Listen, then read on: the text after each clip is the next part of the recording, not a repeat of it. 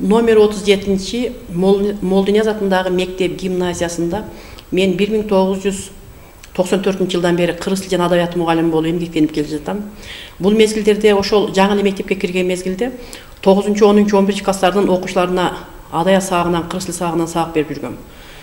Чыңгыз Айтматовдун чыгармаларын окуучуларга терең окутуу менен канткенде адам улуу адам болот деген көйгөйдүн үстүндө иштеп бүгүнкү күнгө чейин окуучулар менен ошол көйгөйдү чечип келүүнүн үстүндө жүрөбүз.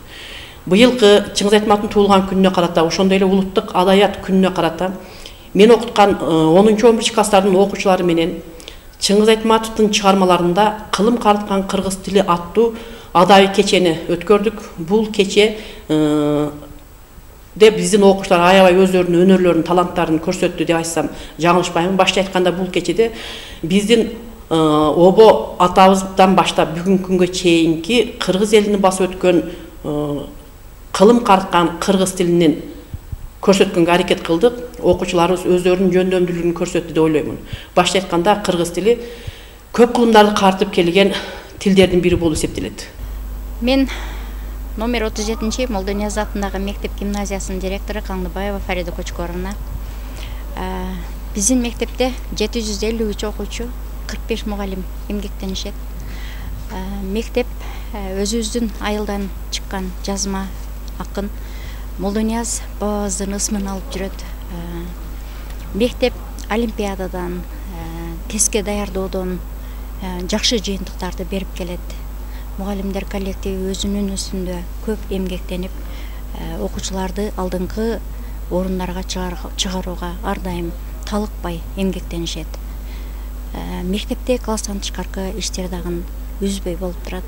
Мисалга ала турган болсок, мына 12 декабрь Чыңгыз Төрөкулович Айтматовдун туулган күнүнө карата адабий композиция уюштурулду. Бул композицияга дагы биздин кыргыз тилчи мугалимибиз Мамедуллаева Гүлчехре Бөрүбаевна өзү окуткан класстар менен канткенде адам уулу адам болот деген проблеманын үстүндө өтө жакшы композицияны уюштурду. Бул композицияга 9-10-11 класстардын окуучулары аябай жакшы катышты. Мен Шамшидин кызы Акылай, 11 классынын окуучусу. Бүгүнгү Чыңгыз Айтматовдун туулган күнүнө жана улуттук майрамына карата кылым карыткан кыргыз тили аттуу майрамыбыз жогорку деңгээлде өттү дейм.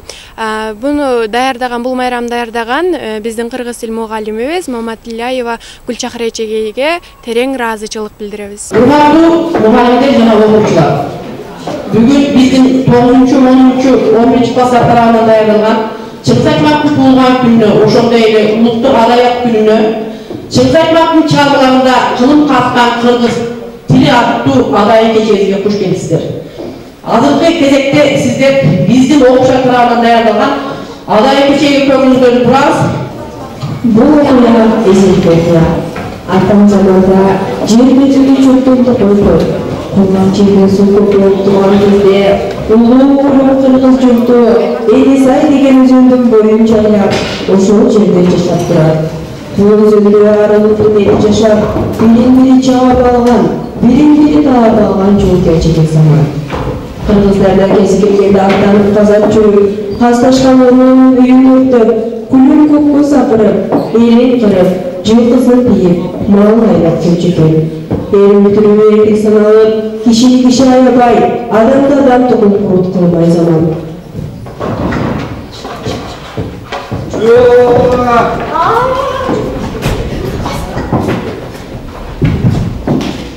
Kırgızlardı çok kırgızlar. El bizdeki, Tokay bizdeki. Kırgızlardı sövgün bir de katır bağla. Жол кезде токойдон ойноо бала менен секелеш кыз жана.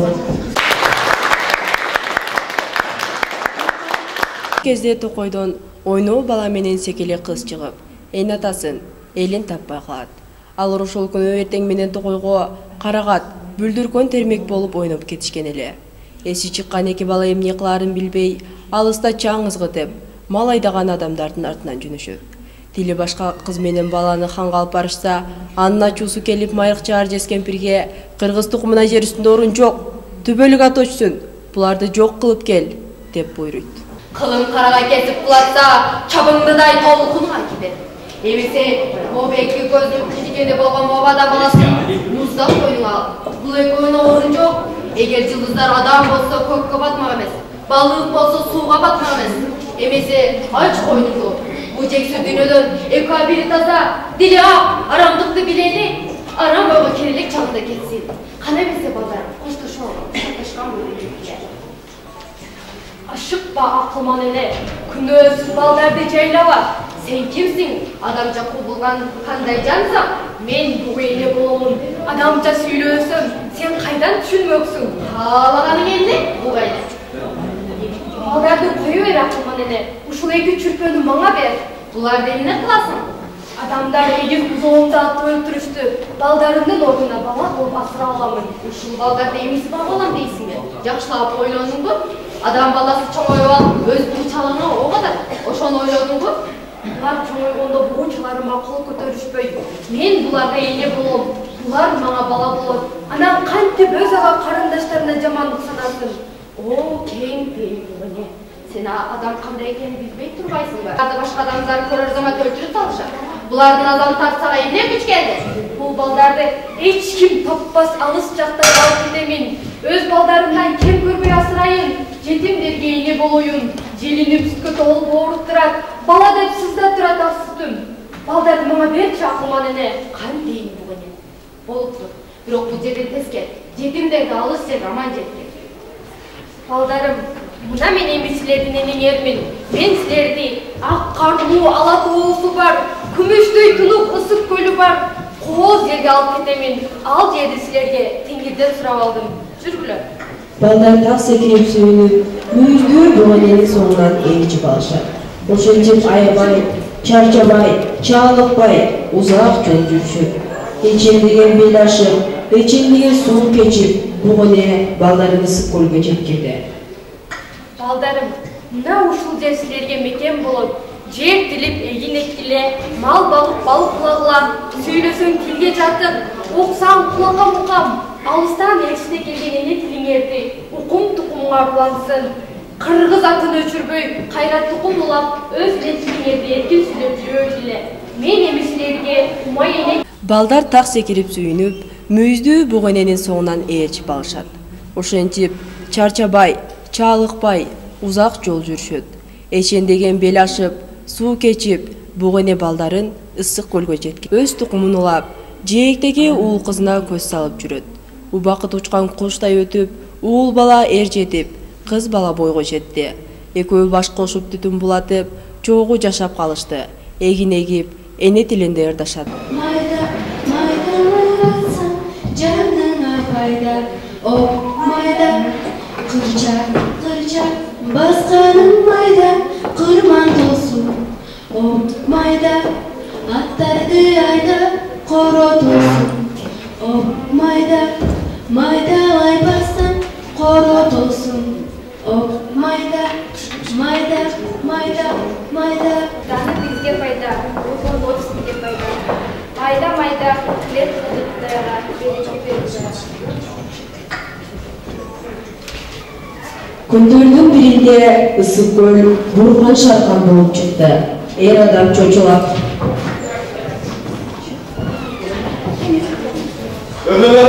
Бугане, кайдасың? Ысык көлдүн толкканын карачы. Кызым толготуп жатат. Тезирээк кел. Бизге жардамыңды бер.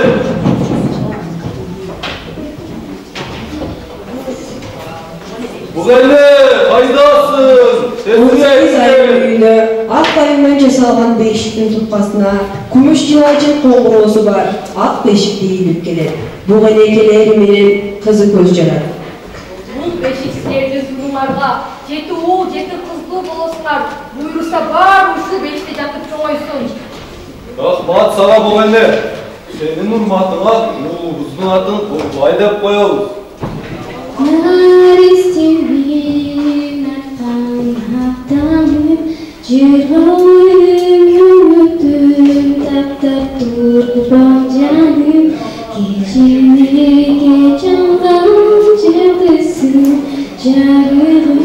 Canım gönlüm ayım,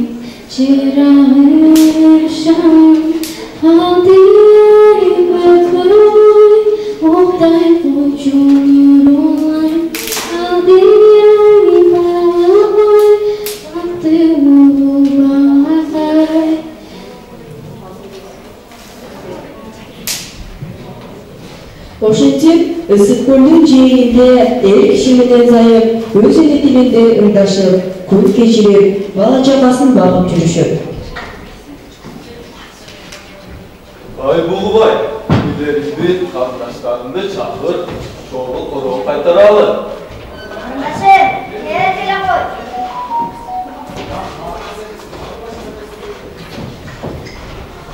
От жагып, аны көмөрүктөп алып, эр адам менен зайып, бетпе-бет ырдашат. Бетпе-бет кашты, бел ашты, бетине бел бой жарашты, сак-сакай кашты, саяшты, сарнына садак жарашты. Ойду, инемдин учун кайтарды мен, бүгүн ми коро кайтарды мен, инемдин учун көзөттү мен, ишенбей коро көзөттү мен. Ойду, инемдин учу долоно уруда бөрү жолобо уру келсе уштайбыз башын бир айра уштайбыз ойду. 1924 жыл. Бул айылга Таштанбектин уулу Дүйшөт мугалим болуп келип, байдан келген жаманаттан болду. Мен сени мектепке алып барам. Ошол жерде балдарга алып үйрөтө баштайт. Эми биз силер менен мектепте окуйбуз. Тур, Кылычбек. Тетиги жүктөктө турган тактайга айтып, ар бирден таркат.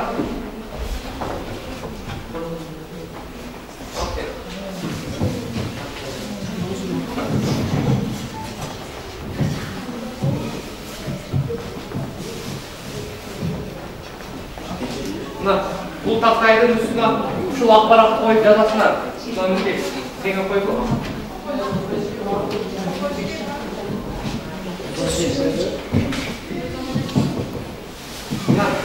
Мунун аты калемдей.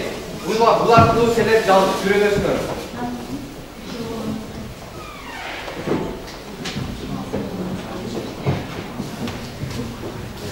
Ислам, мына мугалимдер жатып барсың, а? Мына, бул киши Ленин атаган аркылуу. Ленин менен сүйлөшкансызбы? Жок кызым, тилекке каршы учурашууга мүмкүнчүлүк болгон эмес.